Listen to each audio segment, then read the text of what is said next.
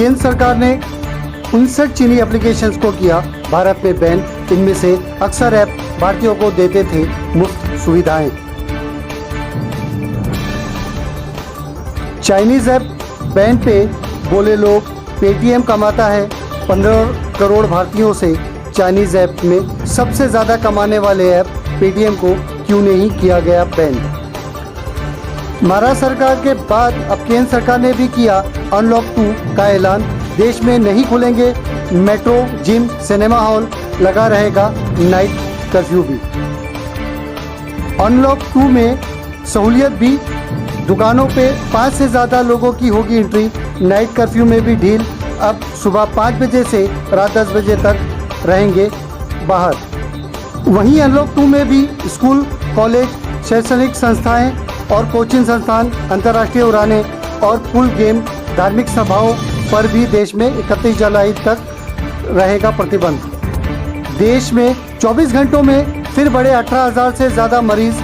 वहीं शोलापुर में 9.75 और जलगांव में 6.9। देश में अब तक सबसे ज़्यादा मृत्यु दर।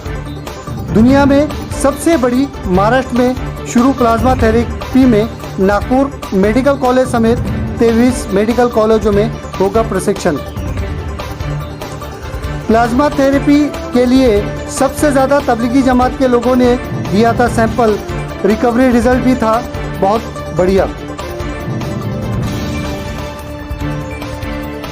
पेट्रोल डीजल के बढ़ते दामों पर पूरे देश में कांग्रेस ने किया धरना प्रदर्शन, निकाली साइकिल रैलियां, दी गिरफ्तारी भी।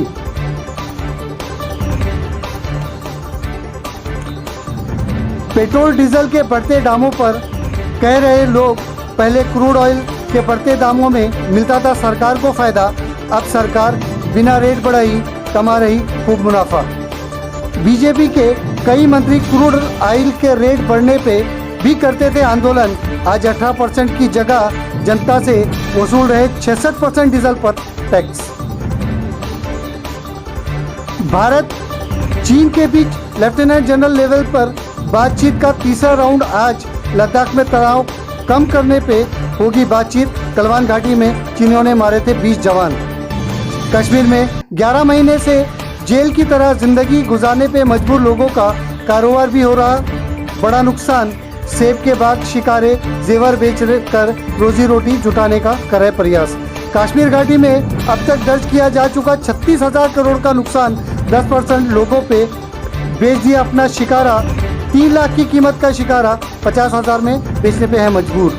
मध्य प्रदेश में हुई युवती से ज्यादती की घटना सोचने पे करती है मजबूर। एक 20 साल की मुक्की बहरी मतिबुंद लड़की के साथ 4 नाबालिगों ने किया दुष्कर्म। छतरपुर के इस दुष्कर्म के आरोपी लड़कों की उम्र मात्र 10, 13, 14 और 15 साल। शौच के लिए निकली इस लड़की के साथ 2 घंटे तक करते रहे दुष्कर्म।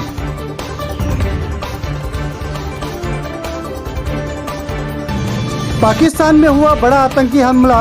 कराची स्टॉक एक्सचेंज में घुसे 4 आतंकी, 5 लोगों समेत 5 लोगों की हुई मौत। 4 आतंकियों को जगह पे मार गिराया। ईरान ने अमेरिका राष्ट्रपति डोनाल्ड ट्रंप के खिलाफ जारी किया अरेस्ट वारंट। इंटरपोल मुख्यालय से भी कासिम सुलेमानी की मौत के मामले में गिरफ्तारी के लिए मांगी मदद।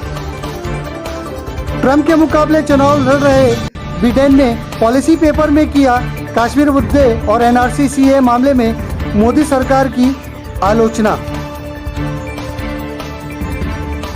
अमेरिका में नफरत भरे भाषण को रोकने के लिए चुनौतियों से निपटने की कोशिशों में जुटे सभी सोशल मीडिया मंच।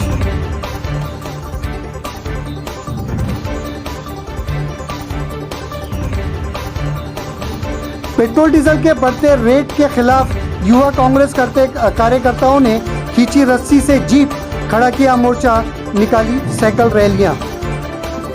पेट्रोल के लगातार बढ़े दामों के बीच बीजेपी नेता और कार्यकर्ता कर रहे सिर्फ बिजली बिल का विरोध। नागपुर में कोरोना से एक और महिला की गई जान। शहर में अब तक 25 लोगों की गई जान, जिसमें 12 लोग हैं बाहरी।